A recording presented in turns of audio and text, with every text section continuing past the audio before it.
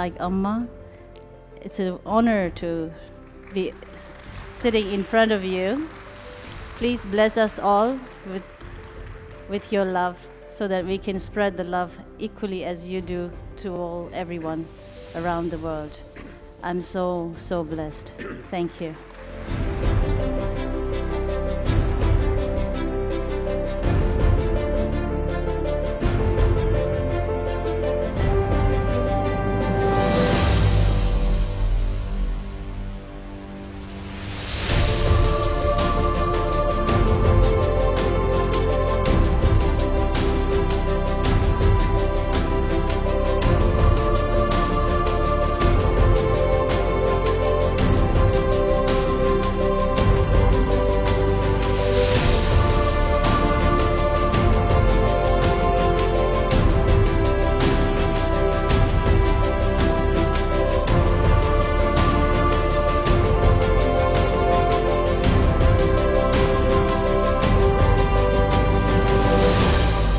Please welcome on stage Her Holiness Mata Amritanandmayi Devi.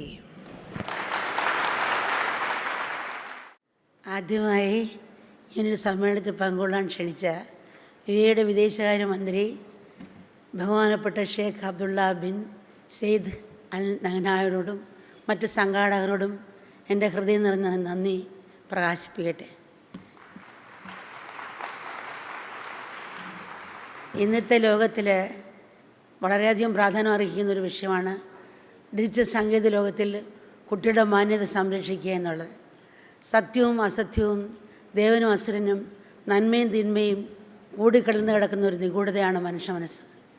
അവിടെ അടിഞ്ഞുകൂടി കിടക്കുന്നതിൽ വെച്ച് ഏറ്റവും നിന്ദ്യവും നികൃഷ്ടവും അപകടകരവുമായ വൈകല്യം ഒന്നാണ് ലൈംഗിക ചൂഷണം അതിക്രമത്തിനുള്ള വാസന. പ്രലോഭിച്ച് സാധിക്കാൻ എളുപ്പമുള്ള പ്രായനാൽ തകം പാർത്തിരിക്കുന്നവർക്ക് കൊച്ചുകുട്ടികൾ പലപ്പോഴും വരകളാണ്. ഈ വിധത്തിൽ കുട്ടികളെ ലൈംഗികമായി ചൂഷണം ചെയ്യുന്നതിൻ്റെ അനന്തരഫലം വളരെ വലുതാണ്. ഈ വിഷയത്തെ അർഹിക്കുന്ന ഗൗരവത്തോട് കാണുകയും വേണ്ട നടപടികൾ അടിയന്തരമായി സ്വീകരിക്കുകയും ചെയ്യേണ്ടത് ആവശ്യമാണ്. അല്ലെങ്കിൽ ഒരു പകർച്ചവ്യാധി പോലെ ഈ രോഗം പടർന്നു പിടിക്കുമെന്നുള്ളതാണ്. അത് സമൂഹത്തിൻ്റെ ആണിക്കല്ലായ കുടുംബജീവിതത്തിൻ്റെ ഭദ്രതയും സുരക്ഷിതയും ബാധിക്കും. മനുഷ്യജീവിതത്തിൻ്റെ ഏറ്റവും മനോഹരമായ കാലഘട്ടമാണ് കുട്ടിക്കാലം. ഒരു ചിത്രശലഭത്തിൻ്റെ വർണ്ണഭംഗിയും ആകാശത്ത് പാറ പറന്ന് നടക്കുന്ന പറവയുടെ സ്വാതന്ത്ര്യവും ഉല്ലാസമൊക്കെ ഈ പ്രായത്തിനുണ്ട്. എന്തിനോട് സല്ലപിക്കുന്ന എല്ലാത്തിലും സൗന്ദര്യവും അത്ഭുതവും കണ്ടെത്തുന്ന നിറഞ്ഞ സന്തോഷത്തിൻ്റെയും നിഷ്കളങ്കതയുടെയും കാലഘട്ടമാണത്. വേഗബുദ്ധി വളർന്നിട്ടില്ലാത്ത പ്രായത്തിൽ കൊച്ചുകുട്ടികളെ ലൈംഗിക ചൂഷണം ഇരയാക്കുന്നത് കൊടും ക്രൂരതയാണ്. പൂത്ത് പുഷ്പിച്ച് എങ്ങനെ നർമ്മണവും സൗന്ദര്യവും പരത്തേണ്ട ഭാവിയുടെ സുഗന്ധങ്ങളാണ് കുഞ്ഞുങ്ങൾ. അത് അനുവദിക്കാതെ ഒരു പൂമട്ട് ചുറ്റിച്ചിരുന്ന ലാഘവത്തോടെ കാമവെറി പൂണ്ടവർ അവരെ മൃഗീയമായ ലൈംഗിക ചൂഷണം ഇരയാക്കുന്നു. ആഴത്തിലേക്കെന്ന മുറിവ് ഒരിക്കലും ഉണങ്ങാത്ത വ്രണമായി ആ കുറ്റബോധം ജീവിതകാലം മുഴുവൻ എന്നെ കുത്തിനോവിച്ചുകൊണ്ടേയിരിക്കുന്നു. അതവരുടെ വൈകാരിക പക്വതയും ബുദ്ധിയുടെ വളർച്ചയും ഹൃദയവികാസയും പ്രതികൂലമായി ബാധിക്കുന്നു. പക്ഷിയെപ്പോലെ പറക്കാനും മത്സ്യത്തെപ്പോലെ നീന്താനും നമ്മൾ പഠിച്ചു. മനുഷ്യപ്പോലെ നടക്കാനും ജീവിക്കാനുമാണ് മറന്നുപോയിരിക്കുന്നത്. മനുഷ്യനിലെ ലൈംഗിക വൈരൂപ്യം എന്നും ഏറ്റവും കൂടുതൽ പ്രകടമാക്കുന്നത് സാമൂഹ്യ മാധ്യമങ്ങളാണെന്ന് എടുത്തു പറയേണ്ട ആവശ്യമില്ല. ഫേസ്ബുക്ക്, വാട്സാപ്പ് തുടങ്ങിയ സാമൂഹ്യ മാധ്യമങ്ങളുടെ വളർന്ന് ലൈംഗിക അതിക്രമണത്തിന് പുതിയൊരു മാനം കൈവന്നിരിക്കുന്നു. ഇവയ്ക്കെല്ലാം ശക്തി പകരുന്നതിൽ ഏറ്റവും മുന്നിൽ നിൽക്കുന്നത് ഫോൺ ക്യാമറയാണ്. ക്യാമറ സൗകര്യം വന്നതോടെ വീട്ടിലും ഓഫീസിലും പൊതുസ്ഥലത്തും വയസ്സം കൂടാതെ ആർക്കും ഒരു കാര്യത്തിലും ഏർപ്പെടാൻ കഴിയാത്ത അവസ്ഥയായിട്ടുണ്ട്. അന്യരുടെ സ്വകാര്യത ജീവിതത്തിൽ കടന്നുകയറി നടത്തുന്നവർക്കെതിരെ കർശനമായ നടപടി കൊണ്ടുവരണം. സമൂഹത്തിൽ ഈ സ്ഥിതിവിശേഷം മാറിയാൽ തന്നെ ലൈംഗികപീഡനം ഉൾപ്പെടെ സമൂഹത്തിൽ നടക്കുന്ന പല പ്രശ്നങ്ങൾക്കും വളരെ കുറവ് സംഭവിക്കുമെന്നാണ് അമ്മയ്ക്ക് തോന്നുന്നത്. ഇപ്പം നമുക്കറിയാം, പഴയ കാലങ്ങളിൽ മനുഷ്യന് ഭൂതപ്രതാദികളിൽ വിശ്വാസവും ഭയവും ഉണ്ടായിരുന്നു.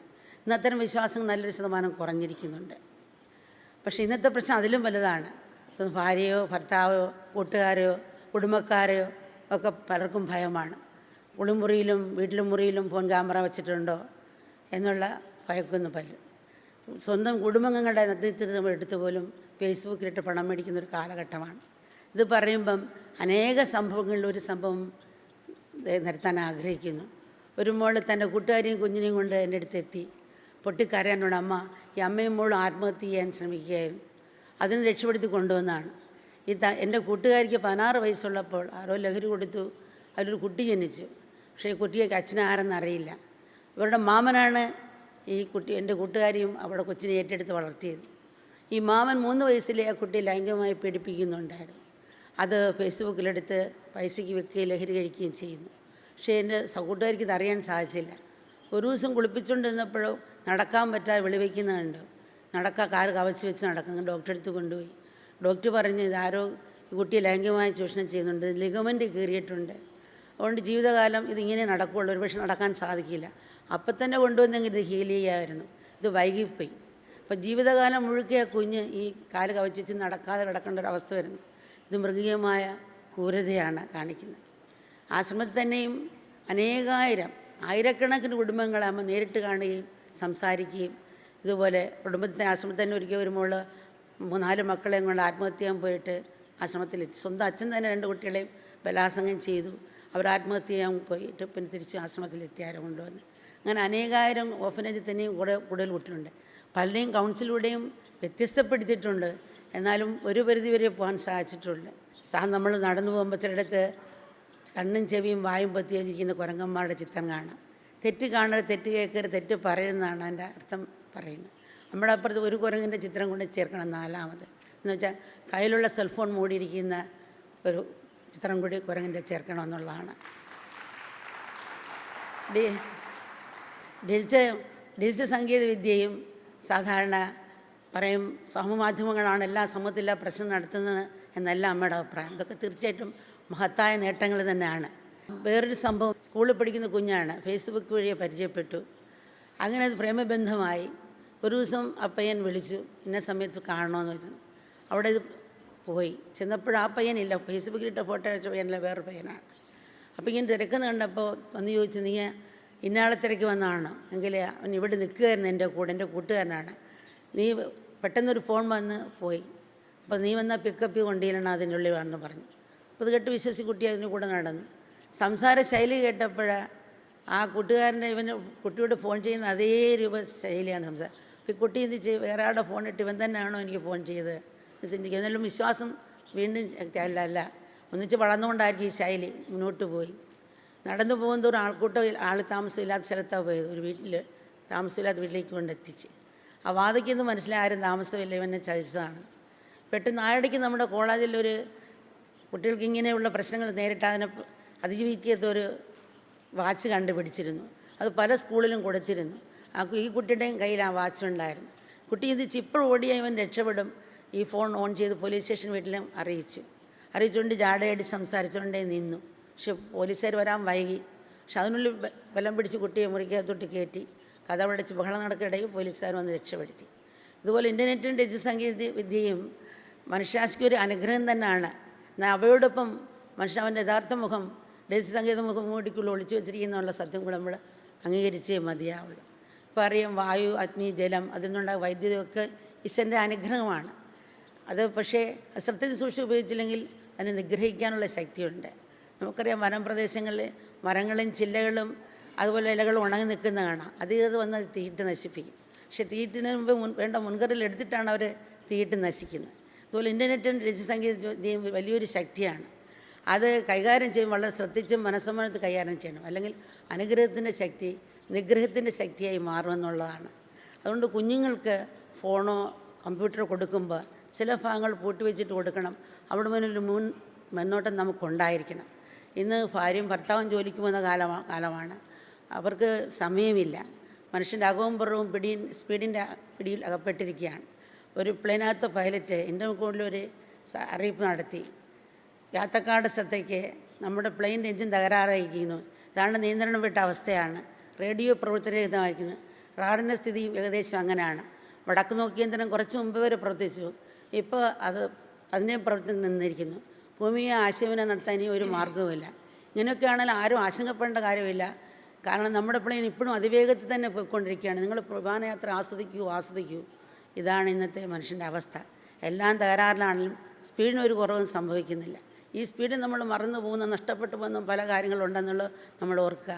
സ്കൂളിൽ നിന്ന് കുഞ്ഞുങ്ങൾ വരുമ്പം അവരോട് പഠിച്ചോ മാർഗം മേടിച്ചെന്ന് മാത്രമല്ല, സ്നേഹത്തോടെ കുഞ്ഞിന് സന്തോഷമായിരുന്നോ, നല്ല കൂട്ടുകാരെ കിട്ടിയോ, സാറ് സ്നേഹമായിരുന്നോ, വല്ല വിഷമമുണ്ടായോ, വേറെ വരിൽ നിന്നെ വിളിച്ചോ, ഏതെങ്കിലും ശരീരത്തിൽ എവിടെയെങ്കിലും തൊട്ടോ, എന്തെങ്കിലും തന്നോ നിനക്ക് എന്ന് നമ്മളോട് ചോദിക്കുകയാണെങ്കിൽ, ഉമ്മയോട് ചോദിക്കുകയാണെങ്കിൽ, സാറിന് അമ്മയോട് പറയുന്നു, കൂട്ടുകാരോട് പറയില്ല, കൂട്ടുകാർ പറയുന്ന അമ്മയോട് പറയില്ല. ഇത് കൂട്ടുകാരോട് പറയുന്നു, അമ്മയോട് പറയുന്നു, അമ്മയോട് തന്നെ പറയും. കാരണം അമ്മയുമാണ് കൂട്ടുകാരിയുമാണ്. അപ്പോൾ പിന്നെ പുറത്ത് സ്നേഹം തേടി പോകത്തില്ല, ഈ പ്രായത്തിൽ മറ്റൊന്നിൽ നിൽക്കില്ല. കാരണം ഇത് പറയാൻ കാരണം, ഒരു മോൻ ജയിലിൽ കിടക്കുന്ന മോനാണ് പറഞ്ഞു, അയാളെ 4 പേര് ബലാത്സംഗം ചെയ്തു. ഇതുപോലെ ഫോൺ കൊടുക്കാമെന്ന് വിളിച്ചിട്ട് കൊണ്ടുപോയിട്ടാണ് ഓരോ കുഞ്ഞുങ്ങളെയും ബലാത്സംഗം ചെയ്തത്. അപ്പോൾ അദ്ദേഹം ജയിലിലാണ്. ഈ 4 പേരെയും ബലാത്സംഗം ഇങ്ങനെ ചോദിച്ചാൽ അവർ ഗതി വരത്തില്ലായിരുന്നു. അയാൾ ജയിലിൽ പോകേണ്ടിയും വരികയില്ലായിരുന്നു. ഇന്ന് സ്കൂളുകളിലും കോളേജുകളിലും പ്രായമാർത്ത കുട്ടികൾക്കും ഇടയിൽ മദ്യം, മയക്കുമരുന്ന്, മറ്റ് ലഹരി പദാർത്ഥങ്ങളുടെ ഉപയോഗങ്ങൾ വർദ്ധിക്കുന്ന ഒരു കാരണം ഡിജിറ്റൽ സാങ്കേതികവിദ്യയാണ്. കൂടാതെ കുട്ടികൾ തോക്കുമുതല മറ്റ് ആയുധങ്ങൾ സമ്പാദിക്കാൻ ഡിജിറ്റൽ സാങ്കേതികവിദ്യയാണ് വഴിയൊരുക്കുന്നുണ്ട്. സ്കൂളുകളിൽ വെടിവെപ്പ് നടക്കുന്ന അത് കാരണമാണ്. ചുരുക്കി പറഞ്ഞാൽ ഒരു സമൂഹത്തിന് നാശം വിതയ്ക്കാനുള്ള എല്ലാ സാമഗ്രികളിലും ഫോണിലോ കമ്പ്യൂട്ടറിലോ കീഴിൽ വിരലമർത്തിയാൽ എല്ലാവർക്കും വേണമെങ്കിലും സാധിക്കാവുന്ന കാര്യമാണ്. ഇവിടെ വരുന്ന പ്രധാന ചോദ്യം, നിയമങ്ങളും ശിക്ഷകളൊക്കെ ഫലവത്താണെങ്കിൽ പിന്നെ എന്തുകൊണ്ടാണ് ലൈംഗിക ആക്രമണങ്ങളെ വർദ്ധിച്ചു വരാൻ കാരണം എന്നുള്ളതാണ്. ഐക്യരാഷ്ട്രസഭയും സന്നദ്ധ സംഘടനകളും ഗവൺമെൻറ്റും പ്രവർത്തിക്കുന്നെങ്കിലും കാര്യമായ മാറ്റം സംഭവിക്കാത്തത് എന്തുകൊണ്ടാണ്? അറിഞ്ഞോ അറിയാതെയോ നമ്മൾ വിട്ടുകളഞ്ഞ ഒരു പ്രധാന ഘടകം മൂല്യബോധം. ഹൃദയത്തിൻ്റെ സംസ്കാരം വളർത്താൻ മൂല്യബോധം നമുക്ക് ആവശ്യമാണ്. അതിന് വളരാനുള്ള അന്തരീക്ഷം വീടിൽ നിന്ന് നമ്മൾ സൃഷ്ടിക്കണമെന്നാണ്. സംസ്കാരത്തിന് ഇംഗ്ലീഷിൽ കൾച്ചർ എന്ന് പറയും. നമ്മുടെ രക്തം, കഫം മുതലായവ നമ്മൾ സാമ്പിളായിട്ട് ലാബിൽ കൊടുക്കാറുണ്ട്, ലാബിൽ കൾച്ചർ ചെയ്യാൻ കൊടുക്കാറുണ്ട്. എന്താണ് കൾച്ചർ ചെയ്യുക എന്ന് വെച്ചാൽ, നമ്മൾ സാമ്പിളായിട്ട് കൊടുക്കാൻ ചെയ്യുന്ന കോശങ്ങളിൽ ചില ബാക്ടീരിയ വളരാൻ തക്കമുള്ള അന്തരീക്ഷം ലാബിലുണ്ട്. അതുപോലെ സംസ്കാരം അല്ലെങ്കിൽ കൾച്ചർ ഒരു ആന്തരിക വളർച്ചയാണ്. അത് സംഭവിക്കത്തവണ്ണമുള്ള അന്തരീക്ഷം നമ്മൾ ആദ്യം വീടുകളിലും പിന്നെ സ്കൂളുകളിലും സൃഷ്ടിക്കണമെന്നാണ്. എൻ്റെ അമ്മ ചെറുപ്പത്തിൽ പറഞ്ഞു, നദി ദേവിയാണ്, മൂത്രം ഒഴിക്കരുത്, തുപ്പരുതെന്ന് പറഞ്ഞു. പക്ഷേ എനിക്ക് നദിയിൽ അങ്ങനെ തണുപ്പെട്ടുന്നുണ്ട്, മൂത്രം മുട്ടും. പക്ഷെ അമ്മ പറഞ്ഞ വാക്കുകൾ പെട്ടെന്ന് കൺട്രോൾ വരും. അതുകൊണ്ട് മൂത്രം ഒഴിക്കാത്തതുകൊണ്ട് നദിക്ക് മാത്രമല്ല ഗുണം, കുളിക്കാമ്പോൾ നമുക്കും കൂടെ ഗുണമുണ്ട്. ഇതുപോലെ നമ്മൾ കാമവിചാരം നമുക്ക് സാഹചര്യങ്ങൾ വരുമ്പോൾ പൊങ്ങും. പക്ഷേ നമ്മൾ ആ ആത്മതത്വം മനസ്സിലാക്കുമ്പോൾ നിയന്ത്രിക്കാൻ സാധിക്കും. അതുപോലെ എല്ലാത്തിനും ഈശ്വരാംശം ദർശിക്കാൻ കഴിഞ്ഞാൽ പിന്നെ സ്ത്രീകളോ കുട്ടികളോട്ടോ പ്രകൃതിയോട് നമുക്ക് ക്രൂരത തോന്നുകയില്ല. എല്ലാത്തിലൂടെയും നമുക്ക് ആദരവ് തോന്നുമെന്നുള്ളതാണ്. ഒരു കുട്ടിയുടെ ഏറ്റവും വലിയ പാഠശാല സ്വന്തം ഗ്രഹമാണ്. വീട്ടിൽ പിച്ചു വെച്ച് നടക്കാൻ പഠിക്കുന്നത് പോലെ സംസ്കാരത്തിനും സ്വഭാവകാരും രൂപപ്പെടുത്തി ആദ്യ ചുവട് വീട്ടിൽ നിന്ന് തുടങ്ങണം. അച്ഛനും അമ്മയും സഹോദരങ്ങളാണ് ഏറ്റവും വലിയ അധ്യാപകർ. സംസ്കാരത്തിൻ്റെ സ്വഭാവ രൂപപ്പെടുത്തി ആദ്യ ചുവട് ശരിയായാൽ പിന്നെ വയ്ക്കുന്ന എല്ലാ ചുവടുകളും ശരിയാകുമെന്നുള്ള. ആദ്യ ചുവട് തെറ്റിയാൽ പിന്നെ വയ്ക്കുന്ന ചുവടുകളും തെറ്റും. അളവെണ്ണം വർദ്ധിപ്പിക്കുന്നതല്ല, ഗുണവും മേന്മയും വർദ്ധിക്കുന്നതിലാണ് നമുക്ക് സന്തോഷവും സമാധാനവും ഉണ്ടാകുന്നത്. ഏത് രംഗത്ത് പ്രവർത്തിക്കുന്നവരായാലും നമ്മൾ പണത്തിൻ്റെയും പദവിയുടെയും വീടിൻ്റെയും കാറിൻ്റെയും എണ്ണം എത്രമാത്രം, അതുപോലെ ബിസിനസ്സിൻ്റെ എണ്ണം എത്രമാത്രം വർദ്ധിപ്പിക്കാമോ അത്രമാത്രം വർദ്ധിപ്പിക്കുക എന്നുള്ളതാണ് ജീവിത ലക്ഷ്യം എന്ന് ഉറച്ചിരിക്കുന്ന ഒരു കാലഘട്ടത്തിലാണ് നമ്മളിന്ന് ജീവിക്കുന്നത്. അതാണ് നമ്മുടെ കുഞ്ഞുങ്ങൾക്ക് ഉപദേശിച്ച് നമ്മൾ കൊടുക്കുന്ന വാക്കുകളും അത് തന്നെയാണ്. വലിയ എയർ കണ്ടീഷൻ മുറികൾ കെട്ടി, സ്വർണ്ണക്കട്ടിൽ കെട്ടി, എനിക്ക് ഉറക്കം വരുന്നില്ലേ, നമ്മളുടെ ഉറക്കഗുളി കഴിക്കുന്നവരുണ്ട്. എന്നിട്ട് അതിന് ശാന്തിയിട്ട് ആത്മഹത്യ ചെയ്യുന്നുണ്ട്. വസ്തുവാണെന്ന് കൊടുത്ത് അങ്ങനെ വരേണ്ട ആവശ്യമില്ല. മനസ്സിനെ ആശ്രയിച്ചിരിക്കുന്നതാണ്. മനസ്സിനെ എയർ കണ്ടീഷനാക്കുന്ന വിദ്യയാണ് ആധ്യാത്മികം എന്ന് പറയുന്നത്. നമ്മൾ ലോകത്തെവിടെ പോയാലും ഇൻ്റർനെറ്റ് കണക്ഷൻ കിട്ടാൻ വളരെ വെപ്രാളമാണ്. പക്ഷേ ഇൻ്റർനെറ്റ് കണക്ഷനോടൊപ്പം ഇൻ്റർനെറ്റ് കണക്ഷൻ കൂടി ശരിയാക്കണം. അവിടെയാണ് ആധ്യാത്മിക പ്രസക്തി. ആധ്യാത്മിക ഒരു പ്രത്യേക മതത്തിൻ്റെ അവകാശമല്ല, എല്ലാ മതത്തിൻ്റെയും സാരമാണ്. കൂടുതൽ ഒന്നുകൂടെ അവയർനെസ് നമ്മൾ കൊണ്ടുവരാൻ ശ്രമിക്കണം.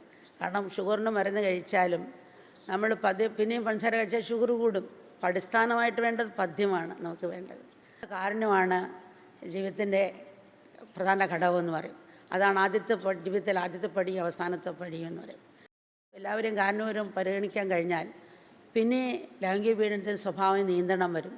ശരിയായ കാരണത്തിൽ കൊടുക്കുന്ന ഒരു പ്രവൃത്തിയും തെറ്റ് സംഭവിക്കുകയില്ല എന്നുള്ളതാണ്. കാരണം യഥാർത്ഥ കാരുണ്യം വിശുദ്ധൻ്റെ നിയമമാണ്. കാരുണ്യമാണ് മനുഷ്യനെ യഥാർത്ഥ വ്യക്തിത്വത്തിലേക്ക് ഉയർത്തുന്നത്. അല്ലെങ്കിൽ തീട്ടത്തിൽപ്പോഴും നമ്മളും കൂടെ എന്ത് വ്യത്യാസമാണ്? അത് ചേരുന്നു, കുട്ടികളെ സൃഷ്ടിക്കുന്നു, മരിക്കുന്നു, ഭക്ഷണം കഴിഞ്ഞ് മരിക്കുന്നു. നമ്മളും അത്രയല്ലേ ചെയ്യുന്നുള്ളൂ. അപ്പോൾ കുഴിവാണെങ്കിൽ പ്രകൃതിക്ക് ഇങ്ങനെ ഗുണമാകുന്നു. നമ്മൾ പ്രകൃതിയെ നശിപ്പിച്ച് എടുത്തുകൊണ്ടും പോവുകയാണ് ചെയ്യുന്നത്. കാരുണ്യം ഉണ്ടാക്കേണ്ടതല്ല, എല്ലാവരിലും ഉള്ളതാണ്. എല്ലാ മനുഷ്യനും അന്തരമായിരിക്കുന്ന കാരുണ്യം ഉണരട്ടെ. അതുപോലെ തന്നെ മനുഷ്യ തിരിച്ചറിഞ്ഞ് ജീവനെയും ജീവിതത്തിനെയും സ്നേഹിക്കാനും ആദരിക്കാനുള്ള വിവേകബുദ്ധി ഉണ്ടാകട്ടെ. ഭൂതകാലത്തിൽ ഏൽപ്പിച്ച മുറിവുകൾ ഉണങ്ങാനും അതുപോലെ വേദനകൾ സഹിക്കാനും തിന്മകൾ പൊറുക്കാനും നന്മയുടെ മുമ്പ് നമസ്കരിക്കാനും നമുക്ക് കഴിയട്ടെ.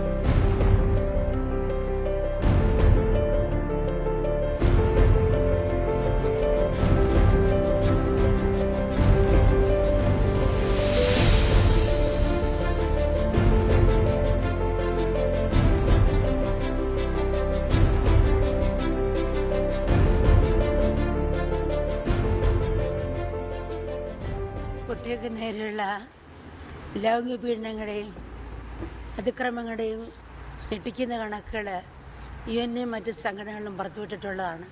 അത് നമുക്കെല്ലാം അറിയുന്നതാണ്. കണക്കുകളെടുത്ത് പ്രസിദ്ധീകരിക്കാൻ അളവറ്റ സമയവും ഊർജ്ജവും നമ്മൾ ചെലവഴിക്കുന്നുണ്ട്. അത്രയും പ്രയത്നവും ജാഗ്രതയും ലോകസമൂഹത്തെ കാർന്ന പ്രശ്നത്തെ പരിഹരിക്കാൻ നമ്മൾ കാണുന്നുണ്ടോ? അതിന് മത ആചാര്യന്മാർ മുൻകൈയെടുക്കണം. അത് സമൂഹത്തിലുള്ള അവരുടെ ഉത്തരവാദിത്വമാണ്. അവരോടൊപ്പം വിശ്വാസമൂഹത്തിന് വലിയൊരു ശക്തിയുണ്ട്.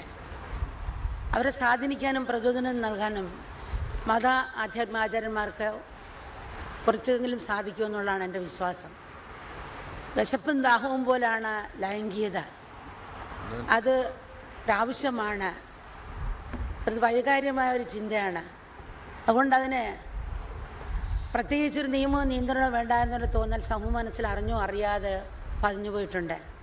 ആ കാഴ്ചപ്പാട് ക്രമേണ മാറണം. ലോകജീവിതം നയിക്കുന്ന കെട്ടുകാർക്ക് ലൈംഗികത ആവശ്യമാണെങ്കിലും അത് വിവേകത്തോടെയും മനസ്സമ്മതത്തോടെയും സമീപിക്കണം.